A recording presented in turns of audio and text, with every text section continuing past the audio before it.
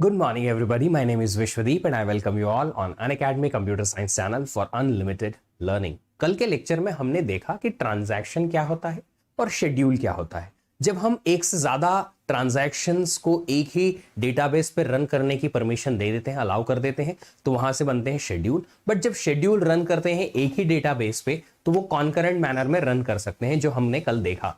Concurrency के क्या क्या फायदे हो सकते हैं ये भी हमने देखा, बट कॉन्करेंसी से प्रॉब्लम्स भी बहुत होती हैं। 3 प्रॉब्लम्स के बारे में हम कल बात कर रहे थे, हमने स्टार्ट किया था, उनको आज थोड़ा सा और डिटेल में देखने वाले हैं हम। अलग अलग टाइप की प्रॉब्लम जो कॉन्करेंसी के साथ आ सकती है एक डेटाबेस सिस्टम में इनकंसिस्टेंसी लाने के लिए या डेडलॉक लाने के लिए, वो सारी छोटी छोटी प्रॉब्लम्स आज हम देखेंगे। फिर कंपेयर करेंगे कि क्या हर एक कॉन्करेंट शेड्यूल खराब होता है या अच्छा भी हो सकता है, कौन सा कॉन्करेंट शेड्यूल अच्छा हो सकता है और कौन सा नहीं। इसके बारे में अलग अलग मेथड्स हैं, वो भी हम देखेंगे, जिसे हम बोलते हैं सीरियलाइजेबिलिटी, और उसमें एक मेथड है कॉन्फ्लिक्ट सीरियलाइजेबिलिटी, वो नेक्स्ट हम देखने वाले हैं।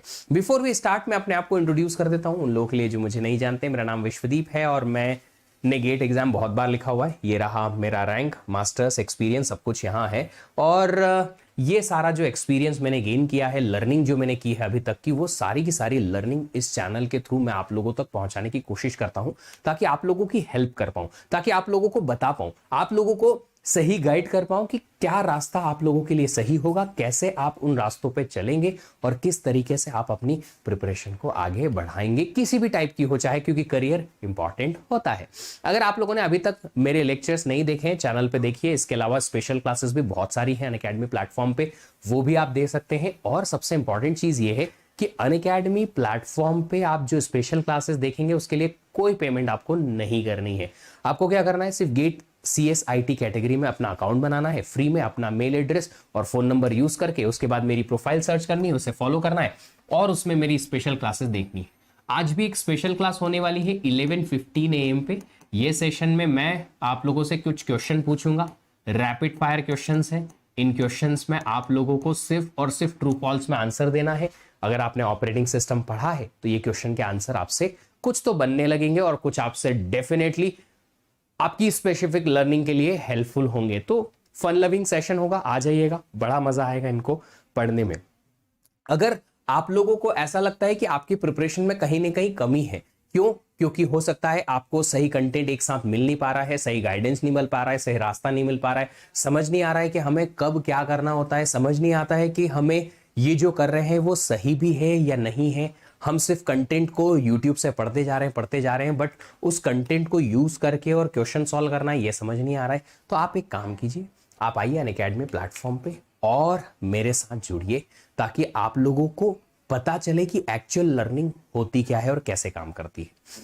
इसके लिए आप सब लोगों को 2 ऑप्शन है, या तो आप अनअकैडमी प्लस का सब्सक्रिप्शन ले सकते हैं या आइकॉनिक प्लस के सब्सक्रिप्शन में आपको टॉप एजुकेटर्स की सारी क्लासेस मिलेंगी, डेली प्रैक्टिस प्रॉब्लम मिलेंगे, क्विज मिलेंगे, और एजुकेटर्स आपको बराबर सही शेड्यूल्ड और सिस्टमेटिक मैनर में आपको उतना ही पढ़ाएंगे जो गेट के लिए अवेलेबल है या गेट के लिए जरूरी है। और आपको ये सही तरीके से ये बताया जाएगा कि आपको क्या नहीं पढ़ना है और क्यों नहीं पढ़ना है, किस टाइप के क्वेश्चन सॉल्व करने हैं वो बताए जाएंगे, किस टाइप की आपको टेस्ट लिखनी है वो बताई जाएगी। टेस्ट सीरीज भी है आपके पास अलग से और डिजिटल नोट्स भी आपको मिलेंगे ताकि आप उनको यूज कर पाए।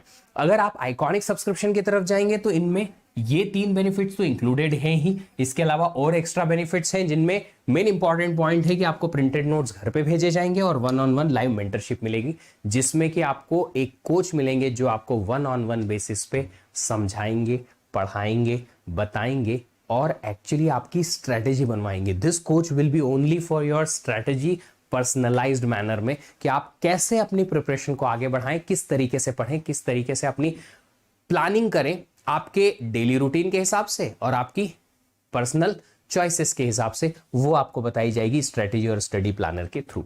कोई भी सब्सक्रिप्शन अगर आप लेना चाहते हैं तो अलग अलग ड्यूरेशन के लिए अवेलेबल है, आप देख सकते हैं यहाँ पे बहुत सारे अलग अलग ड्यूरेशन है। जो ड्यूरेशन आपको ठीक लगता है वो सिलेक्ट करो और ये कोड लगा लो।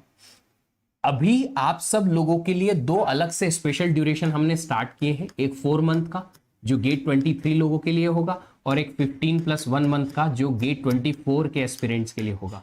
कोई भी सब्सक्रिप्शन लेंगे आप, बस याद रखिएगा ये कोड लगाएं ताकि आपको 10% का डिस्काउंट मिल जाए। बट मेरे दोस्तों, आप लोगों के लिए आपको लगता है कि सर यूट्यूब पे ऐसा क्या नहीं मिलेगा जो प्लस पे आप दे देते हो, या वहां ऐसा क्या मिलेगा जो यहां नहीं मिल पाएगा, इसके लिए हम लोगों ने वापस से आपके लिए 7 डेज का ट्रायल स्टार्ट किया है।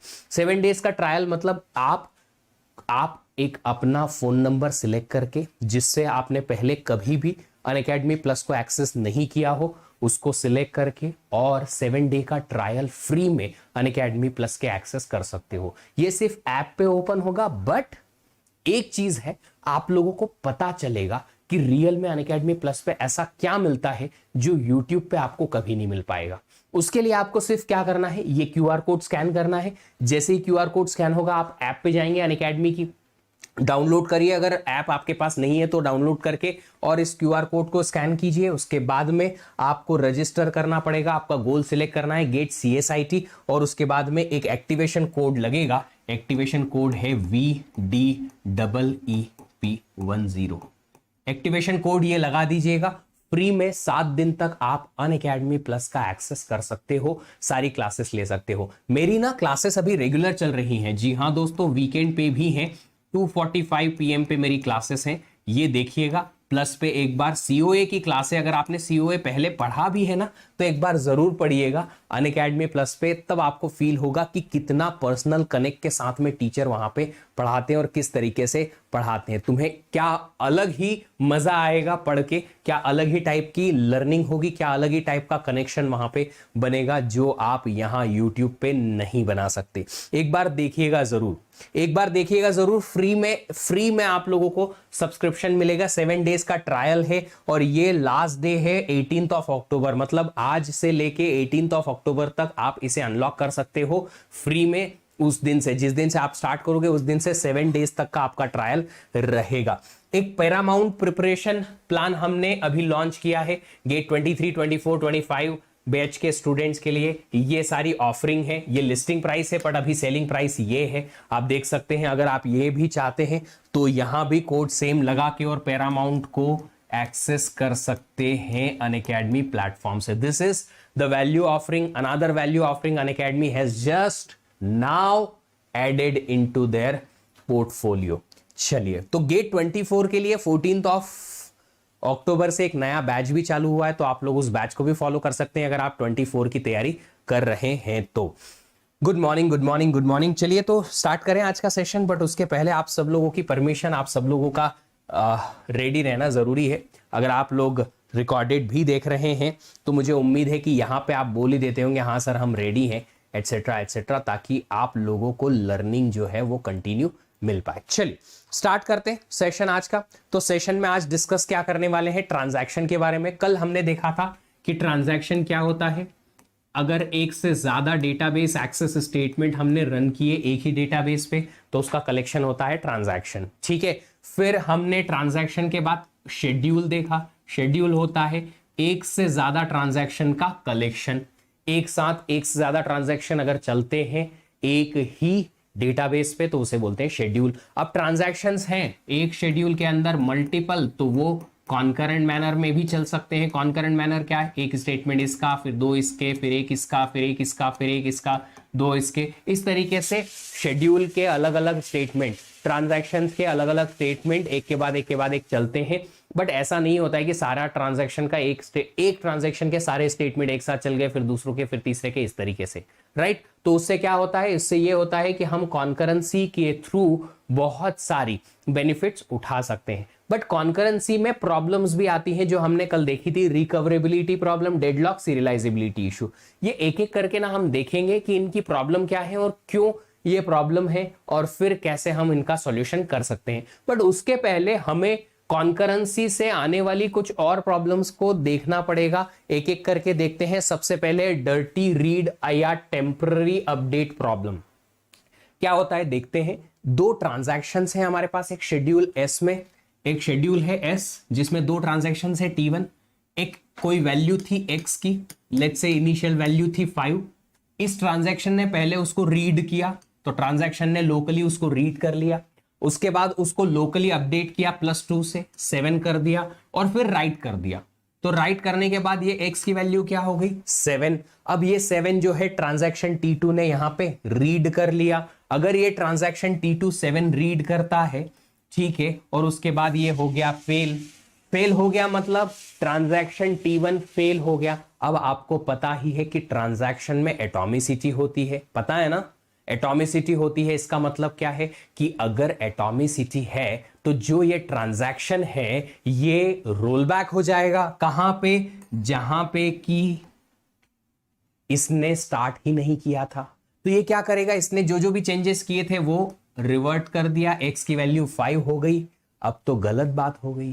क्या गलत बात हो गई, इसने एक ऐसी वैल्यू रीड कर ली जो अब एग्जिस्ट ही नहीं करती डेटाबेस में, और ना ही कहीं किसी पर्टिकुलर दूसरे ट्रांजैक्शन की अपडेटेड वैल्यू है, क्योंकि ये तो ट्रांजैक्शन फेल हो गया, ये ट्रांजैक्शन तो फेल हो गया, है ना। एक छोटी सी एग्जांपल ले लेते हैं, यहां पे बड़ा सिंपल सा एग्जांपल है।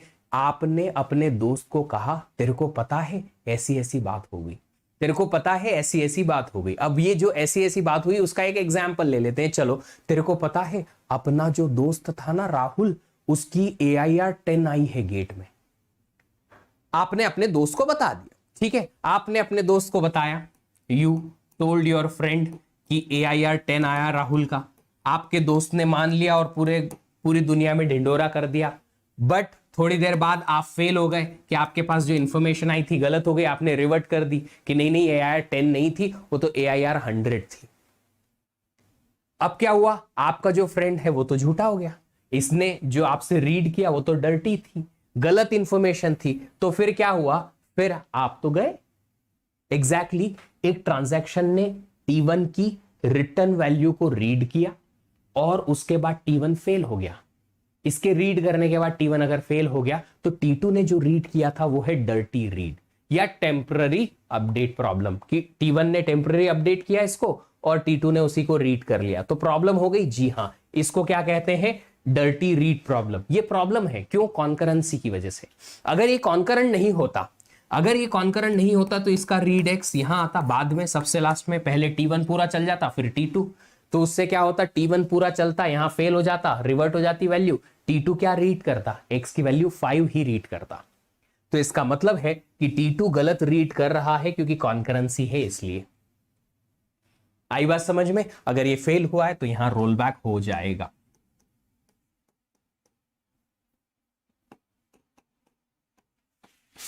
चल, अब नेक्स्ट प्रॉब्लम समझते हैं, फैंटम रीड। फैंटम रीड का मतलब है आपने एक ऐसी वैल्यू रीड करने की कोशिश की जो वहां पे है ही नहीं, है ना। ये मतलब टिपिकल बॉलीवुड मूवी का बहुत गजब का नमूना है। थोड़ी देर पहले मैं ये बता देता हूं, फिर थोड़ी देर में आपको बताता हूं कि कैसे करना है ना, कैसे एग्जैक्टली ये काम करेगा। चलो तो देखो, ये पहले है रीड x की वैल्यू थी कोई 5, इसने रीड की 5, इसने रीड की 5, राइट, दोनों ने रीड कर लिया 5 को। उसके बाद इसने 5 को डिलीट कर दिया, इसने इस x को डिलीट कर दिया। अब इसने x को डिलीट कर दिया, इसने फिर से x को रीड करने की कोशिश की, अब कुछ नहीं मिला, नन। पहले तो 5 रीड कर लिया था, x की वैल्यू रीड करके 5 ले आया था, अब तो इसको कुछ मिला नहीं x की जगह पे। मतलब कि थोड़ी देर पहले इसको वैल्यू एग्जिस्ट कर रही थी रीड करने में, अब एग्जिस्ट ही नहीं कर रही, अब एग्जिस्ट ही नहीं कर रही है। ये तो फैंटम रीड प्रॉब्लम हो गई। फैंटम रीड का मतलब है कि एक ट्रांजैक्शन ने एक ही वैल्यू को 2 बार रीड करने की कोशिश की, पिछली बार वो प्रेजेंट था, इस बार वो वैल्यू ही प्रेजेंट नहीं है। जैसे कि आप एक बॉलीवुड मूवी का टिपिकल एग्जाम्पल लो, रात में एक जो फ्रेंड के ग्रुप में से एक बंदा जो है बाहर निकलता है एक हवेली के, उसको कुछ कुछ तो दिखाई देता है, वो चिल्लाता है, अरे वो दिखा मुझे, वो दिखा दिखा दिखा। सब लोग जब इकट्ठा होते हैं और बोलते हैं वहां दिखा, वहां कोई था ही नहीं। तो पहले रीड किया तो दिखा, दूसरी बार रीड किया तो कोई दिखा ही नहीं, नन। क्या है ये, फैंटम रीड प्रॉब्लम। क्या है ये, फैंटम रीड प्रॉब्लम। और ये क्यों आई है, क्योंकि जो एक दूसरा कॉन्करेंट ट्रांजैक्शन है उसने x की वैल्यू को डिलीट कर दिया, इसलिए x की वैल्यू को डिलीट कर दिया, इसलिए इसको क्या बोलेंगे, फैंटम रीड प्रॉब्लम बोलेंगे, है ना। बढ़ते हैं आगे, अनरिपीटेबल रीड। देखो वर्ड से समझ में आ रहा है कि रीड जो है रिपीटेबल नहीं है। मतलब पहले रीड किया पहली कुछ वैल्यू थी, दूसरी बार रीड किया तो वैल्यू बदल गई। क्या है यहां पे, x की वैल्यू ले लेते हैं 5। पहले ट्रांजैक्शन T1 ने रीड किया x को 5 मिला, T2 ने रीड किया x को 5 मिला, फिर T1 ने इसको किसी वैल्यू से अपडेट कर दिया। लेट्स से इसने 10 से राइट कर दिया, कोई तो वैल्यू अपडेट करके राइट कर दिया, ठीक है। अब वापस से T2 ने अगर रीड करने की कोशिश की तो इसको क्या मिलेगा, इस बार 10 मिलेगा। पिछली बार रीड किया तो 5 मिला, इस बार रीड किया तो 10 मिला। ये तो अनरिपीटेबल रीड हो गया ना, कि रिपीट नहीं हुआ, रीड जो है वो रिपीट नहीं हुआ। अगर रीड रिपीट नहीं हुआ तो इसे क्या कहेंगे, अनरिपीटेबल रीड प्रॉब्लम। क्यों नहीं, क्योंकि दूसरे ट्रांजैक्शन ने वैल्यू अपडेट कर दी। ये अनरिपीटेबल रीड प्रॉब्लम कुछ जगह प्रॉब्लम्स है और कुछ जगह नॉर्मल सॉल्यूशन भी है। कैसे, जैसे कि मैं एक ट्रेन का टिकट बुक करने जा रहा हूं, अभी ट्रेन में अवेलेबिलिटी जो बता रहा है कि 110 सीट्स अवेलेबल हैं, ठीक है। तो मैंने रीड की 120 सीट अवेलेबल है, मैंने अपने पेरेंट्स को, अपने फ्रेंड को, जिन जिन के साथ मुझे ट्रैवल करना है या जो भी ट्रैवल से रिलेटेड लोग हैं उनको कॉल करके बताया कि इस ट्रेन में ये वाली है, ये अवेलेबिलिटी है, 110 सीट्स अवेलेबल हैं, लेट्स बुक इट। इस प्रोसीजर में 2 घंटे निकल गए। फिर से मैंने उसी इंफॉर्मेशन को रीड किया तो थोड़ी देर बाद ये 110 की जगह पे सिर्फ 50 ही बची, 50 ही बची। क्यों बची ऐसा, क्योंकि दूसरे ट्रांजैक्शन ने इस पर्टिकुलर वैल्यू को एक्सेस करके राइट कर दिया था, अपडेट कर दिया था। तो अनरिपीटेबल रीड हुआ। ऐसा हर एक ई कॉमर्स वेबसाइट पे हो सकता है, ऐसा बहुत जगह पे हो सकता है। जोमैटो जैसी वेबसाइट्स पे भी हो सकता है, जहां से आप फूड ऑर्डर करते हैं कि आपने थोड़ी देर पहले एक पर्टिकुलर रेस्टोरेंट को एक्सेस किया, वहां से कुछ डिशेस ऑर्डर करने की कोशिश की, आपने उसे कार्ट में ऐड कर दिया, फिर आपके फ्रेंड को पूछा यार कि ये ले ले, ये मंगवा दे, उसने बोला नहीं नहीं यार ये भी चीज देखनी है। तो आप वापस से रेस्टोरेंट की साइट पे जाते हैं या उसके वेब पेज पे जाते हैं तो बोलता है कि अब ऑर्डर नहीं ले रहे हम। होता है, बहुत बार ऐसा होता है। अगर आप फूड ऑर्डर करते हैं तो आपको लगेगा कि बिकॉज ऑफ हैवी ट्रैफिक और may be because of rain, या फिर आसपास कोई भी डिलीवरी एजेंट नहीं है, उसकी वजह से बहुत सारे रीजन होते हैं। जो वेबसाइट जो है थोड़ी देर पहले बता रही थी कि हाँ हम आपके साइट में डिलीवर करेंगे, आप मना कर देंगे कि आपकी साइट डिलीवर नहीं करेंगे। तो ये जो प्रॉब्लम है, ये प्रॉब्लम बहुत जगह पे आ सकती है अवेलेबिलिटी की, ठीक है। तो इसे क्या बोलेंगे, अनरिपीटेबल रीड प्रॉब्लम। अब ये कहीं कहीं प्रॉब्लम भी है, कहीं कहीं नॉर्मल सा सॉल्यूशन भी है कि नहीं हम अनरिपीटेबल रीड को प्रॉब्लम नहीं मानेंगे। क्यों नहीं मानेंगे, क्योंकि हमारे लिए वो दूसरा ट्रांजैक्शन की अपडेटेड वैल्यू जो है वो काम आएगी, ठीक है, कोई बात नहीं, इट्स ओके। नेक्स्ट है lost update problem. Lost update का मतलब आपका एक जो अपडेट है वो लॉस्ट हो जाएगा।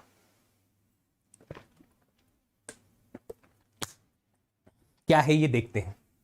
एक वैल्यू थी x, इनिशियली 5, इस ट्रांजैक्शन ने उसको रीड किया, फिर +2 कर दिया, 5 + 2 7 कर दिया, फिर राइट कर दिया 7 को, तो ये x की वैल्यू 7 हो गई। फिर इस T2 ने all of a sudden x की वैल्यू को कुछ और से 10 से लेट्स से राइट कर दिया। कमिट क्या हुआ, T1 ने जो वैल्यू लिखी थी वो तो लॉस्ट हो गई। T1 की जो वैल्यू थी वो तो लॉस्ट हो गई। क्यों लॉस्ट हो गई, क्योंकि उसके बाद किसी दूसरा ट्रांजैक्शन ने वैल्यू को राइट कर दिया। तो लॉस्ट अपडेट प्रॉब्लम का मतलब है कि T1 जो है उसने जो भी अपडेट किया वो लॉस्ट हो गया। बट यहां पे एक प्रॉब्लम है, बताऊं क्या है, बताता हूं। देखो अगर T1 ने यहां पे राइट कर दिया 7, उसके बाद T2 ने राइट किया 10, T2 ने कमिट कर दिया तो ये 10 हो गया। उसके बाद अगर यहां पे T1 फेल हो गया तो बिफोर कमिट के पहले अगर T1 फेल हो गया तो, अगर T1 फेल हो गया तो क्या इसका अपडेट रिवर्ट हो जाएगा? इसका अपडेट रिवर्ट हो गया, वैल्यू 5 होगी। हो सकती है, बिल्कुल हो सकती है, बट प्रॉब्लम पता है क्या है? प्रॉब्लम यह है कि ये T2 ने जो राइट किया वो तो काम में ही नहीं आया। आपने T1 के फेलियर की वजह से x की वैल्यू रिवर्ट करके वो कर दी जो 5 थी। T2 कमिट हो गया था, इसने अपडेट किया पर इसका अपडेट लॉस्ट हो गया। इसका अपडेट जो था वो लॉस्ट हो गया। तो लॉस्ट अपडेट में क्या होगा कि एक ट्रांजैक्शन की अपडेटेड वैल्यू आपको दिखेगी ही नहीं, क्योंकि वो लॉस्ट हो जाएगी दूसरे ट्रांजैक्शन के राइट करने की वजह से या किसी और रीजन से। That is lost update. फिर आती है incorrect summary problem. Incorrect summary problem कहती है कि आप किसी भी सीक्वेंस में ट्रांजैक्शंस चला दो, ये शेड्यूल जो है हमेशा अलग अलग आंसर देगा, हमेशा अलग अलग आंसर देगा। कैसे, देखो मैं बताता हूं। सबसे पहले तो इस ट्रांजैक्शन को इस तरीके से चलाते हैं जिस तरीके से वो दे रखे हैं, है ना। x की वैल्यू हमने ले ली इनिशियली 5, इसने x की वैल्यू को रीड किया 5 प्लस 10 किया 15, फिर आया w of x, right of x क्या हो जाएगा 15, यहां पे अपडेट हो गया। फिर इसने रीड किया 15, इसने रीड किया y को, y is let's say y की वैल्यू हमारे पास 10 थी, तो इसने 10 को रीड किया, सम किया x प्लस वाई विल बी 15 प्लस 10 25, और राइट कर दिया सम को, सम वेरिएबल पे हमने राइट कर दिया विच इज 25। फिर यहां आए रीड y किया इसने 10, y प्लस 10 किया 20 हुआ, और राइट y कर दिया 20। देखो अल्टीमेटली ना यहां हो क्या रहा है, यहां पे अभी x की वैल्यू 15 है, y की वैल्यू 20 है, सम की वैल्यू 25 है। देखो यहां पे सम किसका हो रहा है, सम किसका हो रहा है, x और y का, x और y का। अल्टीमेटली x और y की वैल्यू क्या बची है हमारे पास 20 और 15, बट सम में क्या इन दोनों का सम है, नहीं। क्यों ऐसा हो रहा है, क्योंकि एक ट्रांजैक्शन x और y पे अपडेट कर रहा है और दूसरा ट्रांजैक्शन जो है वो सम कैलकुलेट कर रहा है x और y के लिए। तो ये ट्रांजैक्शन सम कर रहा है x और y का, वो ट्रांजैक्शन x और y को अपडेट कर रहा है। अब प्रॉब्लम ये है कि अगर ये ट्रांजैक्शन पूरा पहले चलता, मतलब कि अगर हम T2 पहले चलाएं, T2 फर्स्ट देन T1, पूरा T2 पहले चल जाए, उसके बाद T1 चले, x की इनिशियल वैल्यू थी 5, y की इनिशियल वैल्यू थी 10, हमारे पास सम में क्या आ जाएगा, सम में आएगा पहले ये चलेगा, x और y को रीड करके सम करेगा, सम की वैल्यू आ जाएगी 15, और उसके बाद x और y चेंज होंगे प्लस 10 और प्लस 10 से, तो प्लस 10 हमारे पास x हो जाएगा 15 प्लस 10 20, है ना। बट अगर हमारे पास पूरा ट्रांजैक्शन T1 पहले चलता और T2 पहले चलता, तो T1 फर्स्ट देन T2, पूरा ट्रांजैक्शन अगर T1 पहले चल जाएगा उसके बाद पूरा T2 चलेगा, तो क्या होगा, x की इनिशियल वैल्यू है 5, y की इनिशियल वैल्यू है 10, ये क्या करेगा, x की वैल्यू को रीड करके प्लस 10 करेगा 15, ये पहले चलेगा पूरा मैं पहले T1 चला रहा हूं पूरा, है ना, तो y की वैल्यू को रीड करके 10 प्लस 10 20 करेगा, और उसके बाद सम आएगा, क्या आएगा सम इन दोनों का 35। अब देखो अगर आपके पास ये ट्रांजैक्शंस अलग अलग चलते, पहले पूरा T1 चलता फिर T2 चलता, ये वाला सीन, पहले पूरा T2 चलता फिर T1 चलता, इन दोनों केस में आंसर अलग अलग आ रहे हैं हर चीज के। आप देखो x और y की वैल्यू तो सेम है, बट सम की वैल्यू अलग है ना। अगर ऐसा हुआ कि ये दो शेड्यूल्स जो है कॉन्करेंट मैनर में चल गए, तो सम की वैल्यू कुछ और ही आ रही है, ना तो ये है ना ये है, कुछ और ही है, सम की वैल्यू कुछ और ही है। इसे बोलते हैं इनकरेक्ट समरी, समरी सही नहीं आ रही हमारे शेड्यूल्स की जो कॉन्करेंट रन कर रहे हैं। अगर शेड्यूल सीरियल मैनर में रन करते एक के बाद एक, तो या तो पहले T1 चलता पूरा फिर T2 चलता, या फिर पहले T2 चलता फिर T1 चलता। अगर T1 पहले चलता तो सम 35 आता, T2 पहले चलता तो सम 15 आता। बट अगर ये कॉन्करेंट मैनर में चल गया तो सम इन दोनों में से एक भी मैच नहीं हो रहा है। That is incorrect summary problem. मैंने कल भी आपको कहा था कि अगर आपके पास ट्रांजैक्शंस हैं और मल्टीपल ट्रांजैक्शंस एक शेड्यूल में कॉन्करेंट मैनर में चलते हैं, तो हमें ट्रांजैक्शन का आइसोलेशन मेंटेन करना जरूरी है। मतलब कि हमारे पास जो फाइनल आंसर आएगा एक तो कंसिस्टेंट होना चाहिए और इस तरीके से होना चाहिए कि ऐसा हम बोल पाए कि सारे ट्रांजैक्शंस आइसोलेशन में चल रहे हैं, एक दूसरे को इंपैक्ट नहीं कर रहे। बट यहां पे आइसोलेशन का केस नहीं बन रहा, इनकरेक्ट समरी आ रही है, एक ट्रांजैक्शन दूसरे ट्रांजैक्शन पे डिपेंडेंट है। समझ में आया क्या आप लोगों को कुछ इस बारे में? थोड़ा कुछ समझ में आ रही है प्रॉब्लम्स? अगर ये प्रॉब्लम समझ में आई है तो फिर हम बात करते हैं गुड वर्सेस बैड शेड्यूल्स के या ट्रांजैक्शंस के बारे में, है ना। ट्रांजैक्शन नहीं, एक्चुअली शेड्यूल के बारे में बात करेंगे। एक्चुअली है क्या, देखो गुड शेड्यूल का मतलब ऐसे शेड्यूल जो आपको फाइनली कंसिस्टेंट रिजल्ट दे। गुड शेड्यूल का मतलब जो है क्या है, गुड शेड्यूल का मतलब है द कॉन्करेंट शेड्यूल्स, मैं लिख देता हूं, concurrent schedules which provides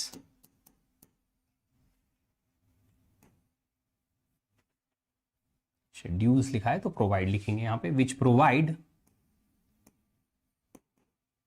consistent result, कि जब आपके शेड्यूल चले और मल्टीपल ट्रांजैक्शन रन करे तो उनका फाइनल रिजल्ट ऐसा होना चाहिए जो मेरे एक्सपेक्टेड था, मेरे से एक्सपेक्टेड था, उन्हें क्या बोलेंगे, गुड शेड्यूल्स।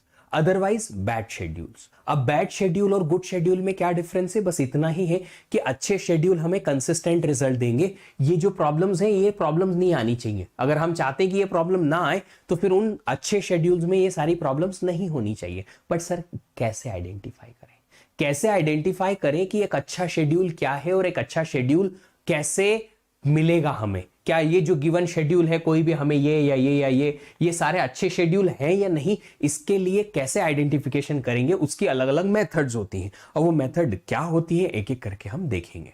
ठीक है, चलिए तो सबसे पहले बात करते हैं कुछ serial versus non serial schedule की। नॉन सीरियल का मतलब होता है concurrent.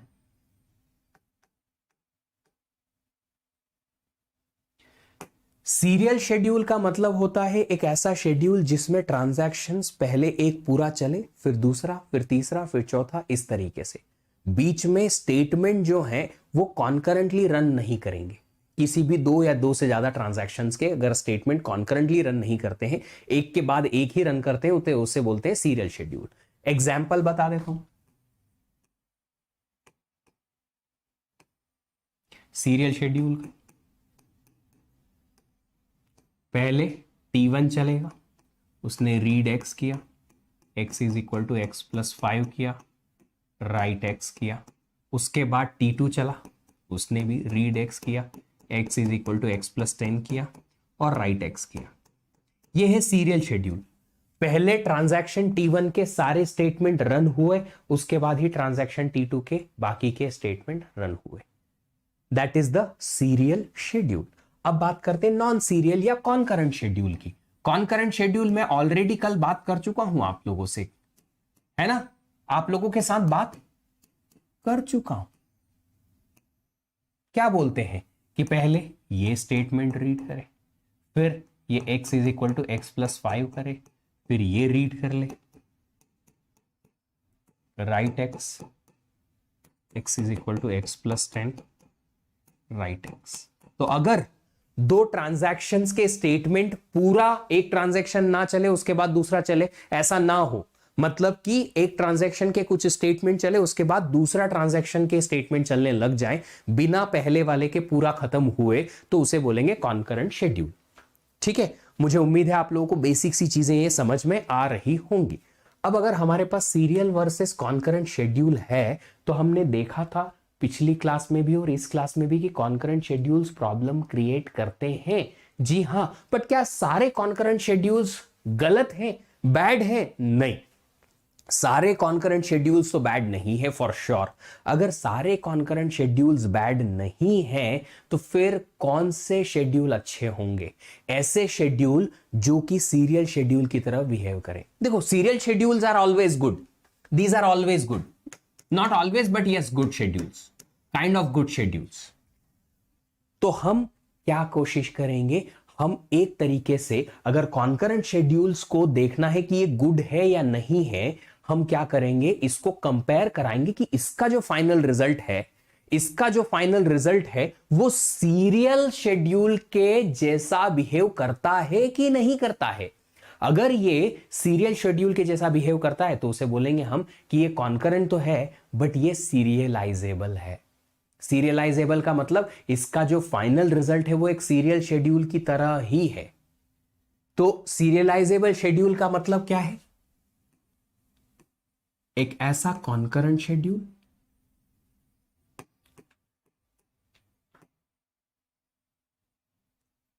a concurrent schedule which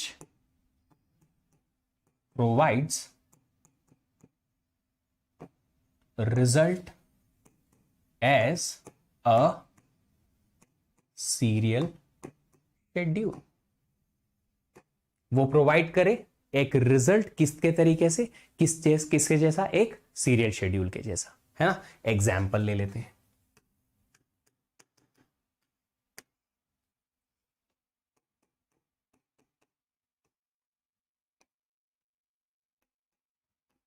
read x is equal to, अरे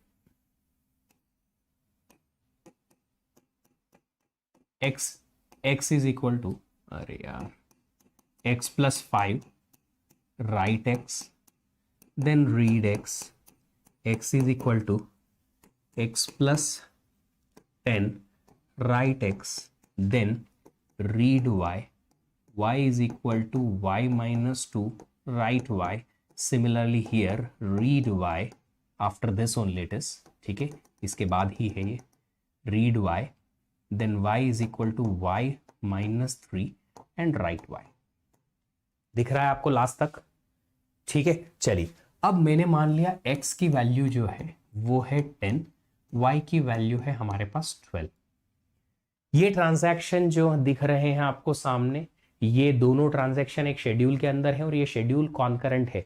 पूरा T1 नहीं चला, उसके बाद पूरा T2 नहीं चला, नहीं, पहले T1 के कुछ स्टेटमेंट चले, फिर T2 के, फिर T1 के, फिर T2 के। अब इसका रिजल्ट, फाइनल रिजल्ट देखते हैं। x की वैल्यू इसने रीड की, x प्लस 5 किया, 15 हुआ, राइट कर दिया फाइनल वैल्यू 15। फिर इसने x की वैल्यू अब रीड की 15 प्लस 10 25, फाइनल वैल्यू 25 यहां राइट कर दो। फिर इसने रीड किया y की वैल्यू को, 12 यहां रीड हुआ, 12 माइनस 2 10, राइट कर दिया 10। फिर इसने रीड किया y की वैल्यू को, अब 10 मिलेगा इसे, 10 माइनस 3 7, और राइट कर दिया यहां 7। तो मेरे पास x की फाइनल वैल्यू आई 25, y की वैल्यू आई 7, है ना। अब अगर इसी पूरे ट्रांजैक्शन को हम कैसे चलाते, फर्स्ट T1 देन T2, पूरा T1 चलाओ, उसके बाद T2 चलाओ, T1 देन T2, इस तरीके से मैं इसे रिप्रेजेंट कर रहा हूं। पहले पूरा ट्रांजैक्शन T1 चले, फिर T2 चले, इस तरीके से ये सीरियल शेड्यूल मैंने बनाया। कि अगर ये ऐसा होता कि पहले पूरा T1 चलता फिर पूरा T2 चलता, तो हमारे पास x और y की वैल्यू क्या आती, देख लेते हैं। x की वैल्यू 10 है इनिशियली, y की वैल्यू 12 है ना। अभी देखते हैं। सबसे पहले इसने x की वैल्यू को रीड किया 10, 10 प्लस 5 15, राइट कर दिया 15। फिर पहले पूरा T1 चलाना है, ये चलाया रीड y, 12 को रीड किया, y माइनस 2 10 हो गया लोकली, 10 को राइट कर दिया। फिर T2 चला, T2 ने रीड किया x, 15 रीड हुआ लोकली, प्लस 10 25 हो गया, उसके बाद राइट कर दिया। फिर T2 आगे बढ़ेगा, रीड किया y, 10 रीड किया लोकली, माइनस 3 7 किया, राइट कर दिया।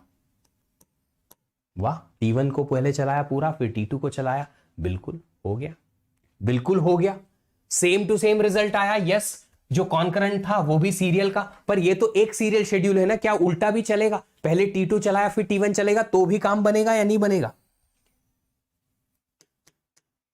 पहले अगर हमने T2 चलाया फिर T1 चलाया सीरियल शेड्यूल, तो क्या होगा देख लेते, चला के देख लेते। इनिशियली x की वैल्यू 10, y की वैल्यू 12। इसने पहले x रीड किया, पहले पूरा T2 चलाना है, पूरा T2, x की वैल्यू रीड की विच इज 10, रीड हुआ लोकली, 10 प्लस 10 20, राइट हो गया, तो यहां अपडेट होगा 20। इसने पहले y की वैल्यू रीड की 12, 12 माइनस 3 कितना हुआ, 12 माइनस 3, 12 माइनस 3 होता है 9, 9 राइट कर दिया। फिर ये आया T1 पूरा चलेगा, x की वैल्यू 20 रीड की लोकली, 20 प्लस 5 25 कर दिया, फिर राइट कर दिया यहां पे 25। फिर ये आया, रीड किया y, 9, 9 माइनस 2 7, राइट कर दिया 7, फाइनली वही वैल्यू आ रही। तो ये जो गिवन ट्रांजैक्शन है ये सीरियलाइजेबल है हम कह सकते हैं। क्यों? क्योंकि कम से कम एक सीरियल शेड्यूल के बराबर ये रिजल्ट दे रहा है। कम से कम एक, सारे के सारे जरूरी नहीं कि सारे के जैसा दे, बट कम से कम एक सीरियल शेड्यूल के जैसा रिजल्ट दे रहा है।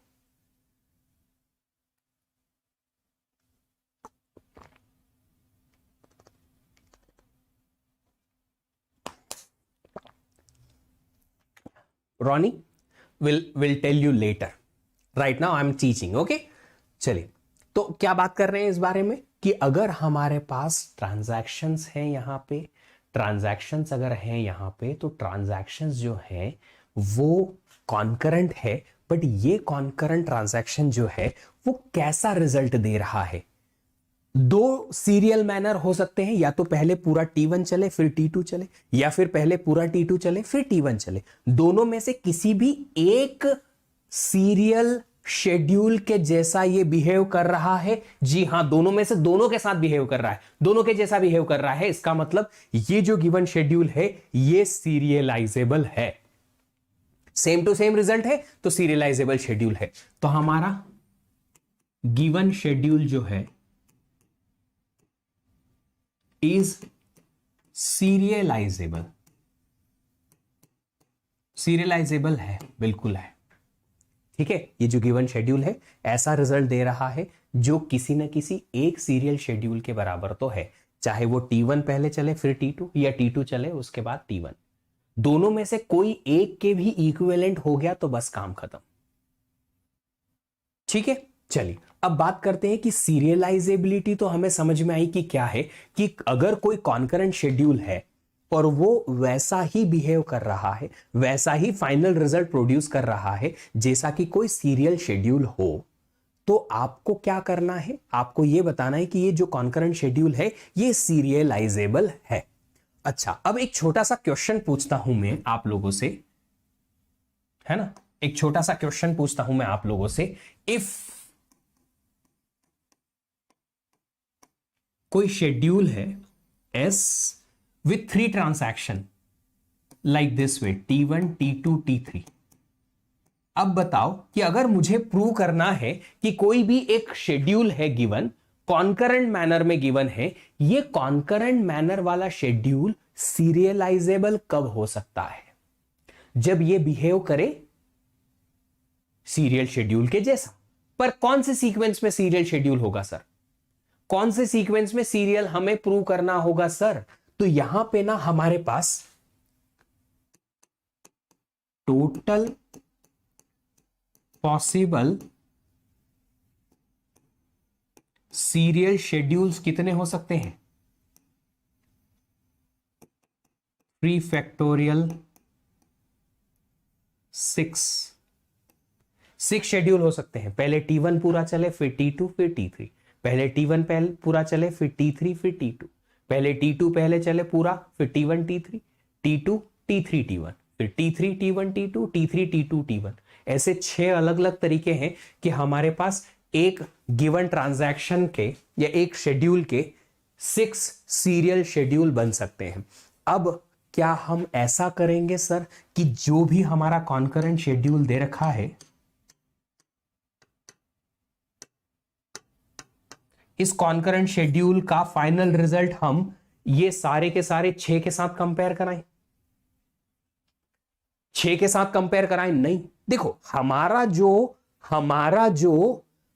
जो टारगेट है वो ये है कि ये इसका रिजल्ट कम से कम एक सीरियल शेड्यूल के बराबर अगर है तो हमारा सीरियलाइजेबल शेड्यूल है। सीरियलाइजेबल शेड्यूल का मतलब ये नहीं होता कि given concurrent schedule should give the answer equivalent to all the 6 transactions या all the 6 possible serial transactions। No, ऐसा नहीं है। सारे के सारे सीरियल शेड्यूल्स के साथ इक्विवेलेंस नहीं चाहिए मुझे, सिर्फ एक भी कोई भी सीरियल शेड्यूल जो है उनके इक्विवेलेंट इसका रिजल्ट आया तो मेरा गिवन शेड्यूल सीरियलाइजेबल होगा। That is true. I hope आपको समझ में आया क्या कह रहा हूं मैं। मुझे सबके साथ नहीं देखना है, मुझे सिर्फ एक ऐसा सीरियल शेड्यूल चाहिए इन 6 में से जिसका रिजल्ट और इसका रिजल्ट बिल्कुल सेम टू सेम आ जाए, मतलब ये और वो इक्विवेलेंट आ जाए।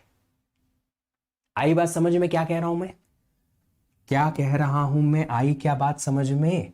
तो मैं ये कह रहा हूं कि मुझे जो गिवन शेड्यूल है, गिवन शेड्यूल जो है should be equivalent to S dash. And what is S dash? S dash is one serial schedule. कोई भी एक सीरियल शेड्यूल अगर है, अगर ये S इक्विवेलेंट हो गया किसके, इसके, तो हम बोलेंगे देन हम कह सकते हैं कि S is serializable. फिर से रिपीट करता हूं कि एक गिवन शेड्यूल में जितने भी ट्रांजैक्शंस दे रखे हैं उन सारे transactions, n number of transactions के साथ में number of possible serial transactions या number of possible serial schedules हो सकते हैं एन फैक्टोरियल, बट मुझे सारे के सारे एन फैक्टोरियल के साथ अपने गिवन कॉन्करेंट शेड्यूल को कंपेयर नहीं कराना है, मुझे सिर्फ एक के साथ कंपेयर कराना है, मुझे सिर्फ एक के साथ कंपेयर कराना है कि अगर किसी भी एक सीरियल शेड्यूल के इक्विवेलेंट ये शेड्यूल हो गया तो मेरा गिवन कॉन्करेंट शेड्यूल जो होगा वो होगा सीरियलाइजेबल शेड्यूल। बस यही मुझे करना है। अब बात ये आती है कि चेक कैसे करें सर, चेक कैसे करें कि ये किसके इक्विवेलेंट होगा। अभी तो मेरे पास 3 ही ऑप्शन है, बाई चांस अगर मेरे पास 4 ट्रांजैक्शंस होते तो T1 T2 T3 T4, अगर 4 ट्रांजैक्शंस होते तो मुझे बताओ कि ये जो 4 ट्रांजैक्शंस हैं, चारों ट्रांजैक्शन से मिलके और कितने सीरियल शेड्यूल बन सकते हैं, 4 फैक्टोरियल 24।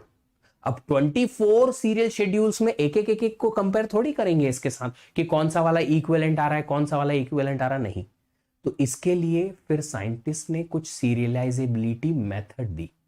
क्या दिया? फिर मेथड दी कि एक काम करो, तुम ये जो मेथड है वो अप्लाई करो, ये रूल्स कुछ हैं वो अप्लाई करो और आपका काम बन जाएगा। क्या बनेगा आपका काम? आपका काम ये बनेगा कि आपको पता चल जाएगा, आपको पता चल जाएगा कि एक कोई भी सीरियल शेड्यूल जो है वो इसके इक्विवेलेंट है या नहीं। इसके लिए सीरियलाइजेबिलिटी की मेथड्स है, पहले मैं यहां लिख देता हूं।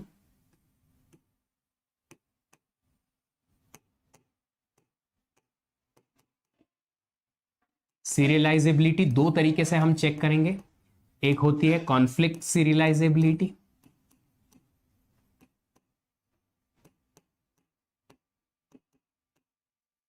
और दूसरी होती है व्यू सीरियलाइजेबिलिटी।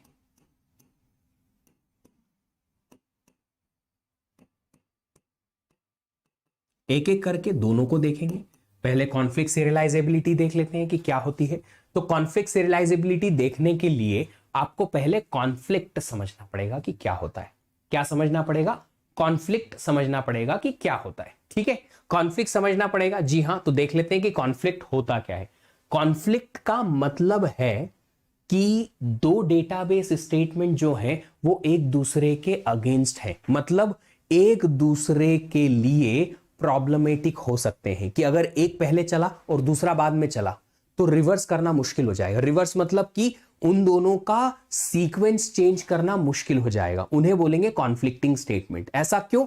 देखो, हम चाहते हैं कि एक ट्रांजैक्शन को सीरियल ट्रांजैक्शन प्रूव किया जाए या एक गिवन शेड्यूल को सीरियल शेड्यूल प्रूव किया जाए। जैसे कि ये है कॉन्करेंट शेड्यूल है बट इसे मैं सीरियल शेड्यूल प्रूव करना चाहता हूं, तो मैं क्या करूंगा, मैं या तो ये सारे स्टेटमेंट नीचे शिफ्ट करने की कोशिश करूंगा, इनके कंपेयर में, इनके ऊपर इनको नीचे, ताकि पहले पूरा T1 चले फिर T2 चले, या उल्टा कर सकते हैं कि हम पहले इन सारे स्टेटमेंट्स को ऊपर शिफ्ट करेंगे, इनको नीचे, ताकि क्या हो पाए, पहले ये T2 चले फिर T1 चले। अल्टीमेटली मैं क्या चाहता हूं कि स्टेटमेंट्स को कंपेयर कराऊंगा कि पहले T1 के कुछ स्टेटमेंट चले फिर T2 के फिर T1 के। ये T1 के स्टेटमेंट क्या हम ऊपर शिफ्ट कर सकते हैं? क्या T1 के जो स्टेटमेंट्स हैं यहां ऊपर शिफ्ट कर सकते हैं और इनको नीचे शिफ्ट कर सकते हैं? हाँ, कर सकते हैं, अगर कॉन्फ्लिक्ट ना हो। कॉन्फ्लिक्ट क्या होता है कि कॉन्फ्लिक्ट का मतलब है कि ये जो स्टेटमेंट्स हैं और ये जो स्टेटमेंट है ये एक दूसरे को परेशान ना करें।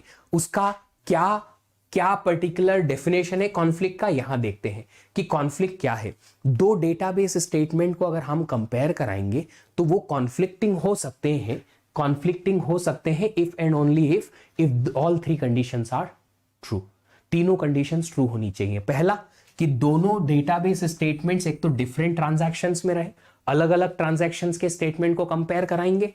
फिर दूसरा है both are accessing same data item, दोनों एक ही डेटा आइटम को एक्सेस करने चाहिए, चाहे वो x है तो x, y है तो y, a है तो a, b है तो b, c है तो c।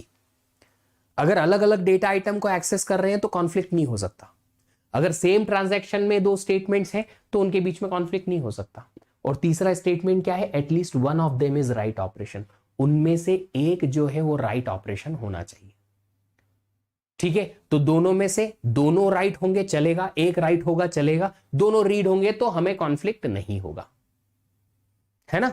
आई बात समझ में। चलो तो एक बात बताओ मुझे कि एक ट्रांजैक्शन है T1, एक ट्रांजैक्शन है T2, अगर यहां पे रीड x लिखा हुआ है, यहां पे राइट y लिखा हुआ है, तो क्या ट्रांजैक्शन में इन दोनों स्टेटमेंट में कॉन्फ्लिक्ट हो सकता है क्या? नहीं होगा। क्यों नहीं होगा सर? देखो पहले तो दोनों ट्रांजैक्शन अलग अलग में है, दोनों स्टेटमेंट अलग अलग ट्रांजैक्शन में, पहला कंडीशन ट्रू। क्या दोनों सेम डेटा आइटम एक्सेस कर रहे हैं? नहीं कर रहे। ये x को एक्सेस कर रहा है, ये y को एक्सेस कर रहा है, तो क्या कोई कॉन्फ्लिक्ट होगा? नहीं होगा। अगर यहां पे रीड x और रीड x होता तो कॉन्फ्लिक्ट होता? नहीं होता। देखो दोनों अलग अलग ट्रांजैक्शंस में, जी हां, दोनों x को एक्सेस कर रहे हैं, यस, बट क्या दोनों में से कोई भी एक ऑपरेशन राइट वाला है? नहीं है। रीड में कोई कॉन्फ्लिक्ट नहीं होता। नहीं, सेम डेटा तो है पर फिर भी रीड में कॉन्फ्लिक्ट नहीं होगा। रीड राइट या राइट रीड में प्रॉब्लम आएगी या राइट में होगी, है ना। समझ में आई बात? चलो तो कॉन्फ्लिक्ट क्या है समझ में आया, कॉन्फ्लिक्ट कैसे देखते हैं समझ में आया। अब देखो हम ना इस कॉन्फ्लिक्ट को यूज करके या इस कॉन्फ्लिक्ट की डेफिनेशन को यूज करके इसको सीरियल प्रूव करने की कोशिश करेंगे। हम देखेंगे कि क्या इस स्टेटमेंट को इन तीनों के ऊपर ले जाया जा सकता है, इस स्टेटमेंट को इन तीनों के ऊपर ले जाया जा सकता है। हम चेक करेंगे कि क्या इस स्टेटमेंट का इससे कोई कॉन्फ्लिक्ट है? नहीं है, क्योंकि इसमें तो रीड है, कोई दिक्कत नहीं है। एक्स और वाई अलग अलग डेटा आइटम है, ये तो डेटाबेस को एक्सेस कर ही नहीं रहा है तो इसको छोड़ ही दो। ये राइट एक्स है, ये रीड वाई है, राइट रीड में प्रॉब्लम हो सकती है, पर दोनों अलग अलग डेटाबेस आइटम है तो हम इसको ऊपर ले जा सकते हैं। कोई कॉन्फ्लिक्ट नहीं है, बिना कॉन्फ्लिक्ट के आप स्टेटमेंट को ऊपर ले जा सकते हो। तो ये ऊपर शिफ्ट हो गया, इसमें तो रीड राइट कुछ नहीं है, ऊपर शिफ्ट हो जाएगा। ये राइट वाई, क्या इसको भी ऊपर शिफ्ट कर सकते हैं? बिल्कुल कर सकते हैं। क्यों नहीं कर सकते? देखो बड़े सिंपल तरीके से कर सकते हो। कैसे? ये देखो जरा आराम से देखो, यहां पे है राइट वाई, यहां पे है रीड एक्स। ये एक्स को एक्सेस कर रहा है, ये वाई को, ये तीनों स्टेटमेंट एक्स को एक्सेस कर रहे हैं, ये वाई को, अलग अलग डेटा आइटम है, इसलिए हम राइट वाई को ऊपर ले जा सकते हैं। ये तीनों स्टेटमेंट ऊपर चले गए, हमारा काम हो गया। हमारा काम हो गया कि हमने ये कहा था कि हमने कुछ स्टेटमेंट्स को ऊपर या नीचे शिफ्ट करके और जो कॉन्करेंट शेड्यूल है उसे क्या बनाना है, उसे क्या बनाना है, सीरियल शेड्यूल बनाना है। हमने कॉन्फ्लिक्टिंग डेफिनेशन की मदद ली, यहां पे पता चला कि कॉन्फ्लिक्टिंग की डेफिनेशन की कोई दिक्कत नहीं है। चलो अभी ना और एग्जांपल लेते हैं हम, है ना। कॉन्फ्लिक्टिंग इक्विवेलेंट देखते हैं कि दो गिवन ट्रांजैक्शन या दो गिवन शेड्यूल जो है कॉन्फ्लिक्टिंग इक्विवेलेंट है कि नहीं। कॉन्फ्लिक्टिंग इक्विवेलेंट होने का मतलब क्या है कि जो कॉन्फ्लिक्ट पहले वाले में है वही यहां भी होना चाहिए। जैसे कि ये देखो, ये रीड एक्स है, इसका कॉन्फ्लिक्ट में किधर देखूंगा? T1 में ही देखूंगा कि T1 T2 में देखूंगा? T2 में देखूंगा। अलग अलग ट्रांजैक्शंस में देखना है। तो क्या इस रीड एक्स के साथ में कोई कॉन्फ्लिक्ट है यहां पे? जी हां, इस रीड एक्स का इस राइट एक्स के साथ कॉन्फ्लिक्ट है। रीड एक्स का राइट एक्स के साथ एक कॉन्फ्लिक्ट है, दोनों अलग अलग ट्रांजैक्शंस में है। पहला स्टेटमेंट ट्रू, दोनों सेम डेटा आइटम एक्स को एक्सेस कर रहे हैं। दूसरा statement true, at least one of them is write operation. जी हां, ठीक है, हो गया। ये कॉन्फ्लिक्ट आया? जी हां। उसके बाद में और कोई कॉन्फ्लिक्ट है? जी हां, बिल्कुल है। इस रीड एक्स का और किसी से कॉन्फ्लिक्ट आया? नहीं आया, नहीं है ना। ये रीड है, ये राइट है, पर दोनों अलग अलग डेटा आइटम से एक्स पे नहीं है। ओके, इसके बाद में इस राइट एक्स का नेक्स्ट स्टेटमेंट का नीचे देखो, हमेशा सिर्फ नीचे ही कॉन्फ्लिक्ट देखना है। इस डब्ल्यू एक्स का कोई ट्रांजैक्शन इस T1 में कोई तो कॉन्फ्लिक्ट है, इधर कोई कॉन्फ्लिक्ट है क्या? नहीं है सर, क्योंकि X पे कोई एक्सेस ही नहीं कर रहा।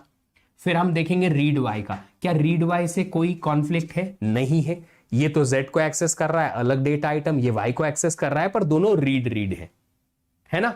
चलो फिर यहां देखते हैं, क्या ये रीड Z का कोई कॉन्फ्लिक्ट है? नीचे ही देखना है बस, नीचे नीचे रीड Z का कॉन्फ्लिक्ट है Z, जी हां मिला। रीड राइट, जी हां अलग अलग ट्रांजैक्शन, जी हां ये है कॉन्फ्लिक्ट, ये है कॉन्फ्लिक्ट, बिल्कुल है कॉन्फ्लिक्ट।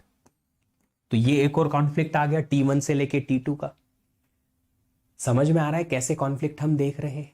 कॉन्फ्लिक्ट देखने के लिए ये तीनों चीजें आनी चाहिए। पहले तो दो ट्रांजैक्शन, दो अलग अलग ट्रांजैक्शन के स्टेटमेंट के बीच में कॉन्फ्लिक्ट देखेंगे। दूसरा, सेम डेटा आइटम पे अगर एक्सेस कर रहे हैं दो स्टेटमेंट तो ही कॉन्फ्लिक्ट होगा। और तीसरा, एक कम से कम राइट ऑपरेशन होना चाहिए। यहां पे हमने देखा रीड एक्स है, इस T2 ट्रांजैक्शन में देखेंगे कहीं राइट एक्स है, हाँ है, तो वो कॉन्फ्लिक्ट होगा रीड का राइट। राइट एक्स है, यहां पे कोई डेटाबेस का कॉन्फ्लिक्ट नहीं है ना। क्यों नहीं है? क्योंकि एक्स का एक्सेस ही नहीं है। यहां पे वाई का एक्सेस है, हाँ जी है, पर वो रीड का है, रीड रीड कोई हमें प्रॉब्लम नहीं। फिर आया रीड जेड, ये राइट जेड, बिल्कुल कॉन्फ्लिक्ट है। क्यों? रीड का राइट के साथ में कॉन्फ्लिक्ट है, सेम डेटा आइटम है जेड, अलग अलग ट्रांजैक्शन है।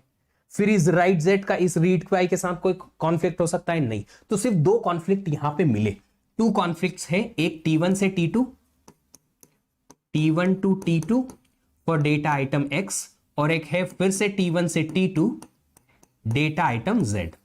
दो कॉन्फ्लिक्ट हमें मिले। क्या यही दो कॉन्फ्लिक्ट यहां भी मौजूद है? अगर है तो ये और ये एक दूसरे के कॉन्फ्लिक्ट इक्विवेलेंट है। देखो ये शेड्यूल और ये शेड्यूल ना सेम है। यहां पे read X read Z read Y है, read X read Z read Y है। यहां पे write X read Y write Z, write X read Y write Z है। तो दोनों शेड्यूल जो हैं वो उनके individual transactions same to same है, इट्स जस्ट कॉन्करेंटली अलग अलग रन कर रहे हैं। एक कॉन्करेंसी में अलग रन कर रहा है, एक कॉन्करेंसी में अलग रन कर रहा है। यहां पे देखते हैं कि क्या ये भी सेम दो कॉन्फ्लिक्ट ये वाले जनरेट कर रहा है या कोई और भी है। अगर ये दोनों के दोनों एज इट इज है और कोई नहीं है तो हमें ये और ये दोनों कॉन्फ्लिक्ट इक्विवेलेंट मिलेंगे। कॉन्फ्लिक्ट इक्विवेलेंस का मतलब जो ट्रांजैक्शन के कॉन्फ्लिक्ट यहां है वही कॉन्फ्लिक्ट यहां भी होने चाहिए, वही होने चाहिए और एक्स्ट्रा कुछ नहीं, और इनमें कमी भी नहीं आनी चाहिए। तो वो क्या होगा? वो होगा हमारे पास कॉन्फ्लिक्ट इक्विवेलेंट, है ना। अभी ये देखो रीड एक्स है, रीड एक्स का हम यहां देखेंगे एक्स का एक्सेस तो सिर्फ इसी पे है। रीड राइट, जी हां है कॉन्फ्लिक्ट, बिल्कुल है। इस राइट एक्स का कॉन्फ्लिक्ट हमने देखा, क्या कहीं पे एक्स की एक्सेस है ही नहीं। तो राइट एक्स का इधर तो कोई कॉन्फ्लिक्ट है नहीं। याद रखिएगा हर एक स्टेटमेंट का हमें सिर्फ नीचे ही कॉन्फ्लिक्ट देखना है और दूसरे ट्रांजैक्शन में ही कॉन्फ्लिक्ट देखना है। फिर यहां देखा जेड, इस जेड का इस ट्रांजैक्शन में देखो जेड का एक्सेस है, हाँ जी है, ये रहा है, जी हाँ। अब क्या करेंगे? कॉन्फ्लिक्ट तो है, जी हाँ है, कभी भी है कॉन्फ्लिक्ट है, बिल्कुल है। तो रीड का राइट कॉन्फ्लिक्ट है, अलग अलग ट्रांजैक्शंस भी है, सेम डेटाबेस आइटम भी है। फिर ये रीड वाई का देखा, रीड वाई से रीड वाई कोई कॉन्फ्लिक्ट नहीं। ये रीड वाई का देखा, राइट जेड कोई कॉन्फ्लिक्ट नहीं, क्योंकि दोनों अलग अलग डेटा आइटम्स है, ये वाई ये जेड का एक्सेस है। तो यहां भी दो ही हमारे पास कॉन्फ्लिक्ट है, T1 से लेके T2 एक्स आइटम पे और T1 से लेके T2 जेड आइटम पे। तो क्या हम कह सकते हैं ये दोनों इक्विवेलेंट हैं? जी बिल्कुल कह सकते हैं कि ये दोनों कॉन्फ्लिक्ट इक्विवेलेंट है। कैसे है? हमने कॉन्फ्लिक्ट की डेफिनेशन लगाई है और देखा है कि ये दोनों कॉन्फ्लिक्ट इक्विवेलेंट हैं। समझ में आया ये कॉन्फ्लिक्ट स्टेटमेंट क्या होते हैं, है ना।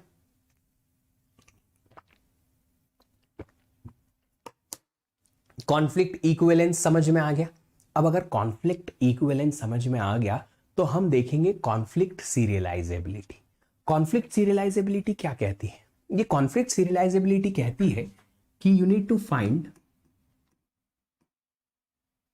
लेट्स से हमारे पास है गिवन अ शेड्यूल, एक शेड्यूल गिवन है S which is concurrent schedule. Let's say given a concurrent schedule S, find a serial schedule S dash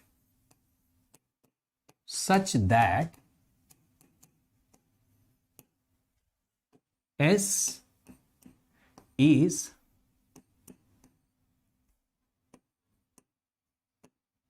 conflict equivalent to S dash।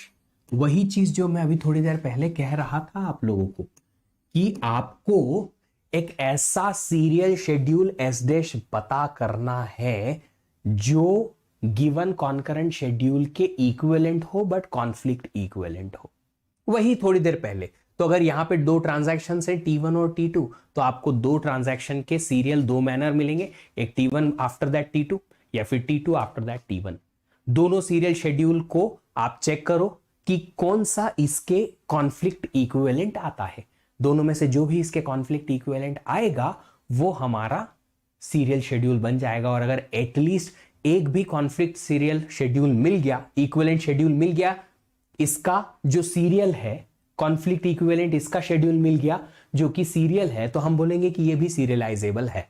अगर ऐसा है सच दैट अगर मिल गया then given schedule S is conflict serialisable. तो अगर हमने equivalence की डेफिनेशन कॉन्फ्लिक्ट वाली ली है तो हम ये बोलेंगे कि ये कॉन्फ्लिक्ट सीरियलाइजेबल है। क्या है? Conflict serialisable. But sir again आप तो वहीं पे लाके रख दिए हमको जो शुरुआत में बात की थी कि हमारे पास तो यहाँ पे बहुत सारे शेड्यूल हो सकते हैं, n फैक्टोरियल हो सकते हैं, उनमें से कोई एक ही ऐसा शेड्यूल हमें ढूंढना है सीरियल वाला जो कॉन्फ्लिक्ट इक्विवेलेंट हो। बट ये तो बहुत टीडियस टास्क नहीं हो जाएगी सर? ऑफ कोर्स होगी, ऑफ कोर्स टीडियस टास्क होगी। इसीलिए ये जो कॉन्फ्लिक्ट सीरियलाइजेबिलिटी है इसकी एक छोटी सी मेथड आती है। क्या आती है? मेथड आती है। इस मेथड को हम जो है वो कल देखने वाले हैं। तो कॉन्फ्लिक्ट सीरियलाइजेबिलिटी की जो मेथड है वो हम कल देखेंगे और फिर उसको कंपेयर करेंगे व्यू सीरियलाइजेबिलिटी से। ठीक है, तो कॉन्फ्लिक्ट सीरियलाइजेबिलिटी की मेथड जो है वो हम देखने वाले हैं कल। जी हाँ, संडे को भी क्लास लगने वाली है, तो हम कॉन्फ्लिक्ट सीरियलाइजेबिलिटी देखेंगे कल कि कैसे काम करती है,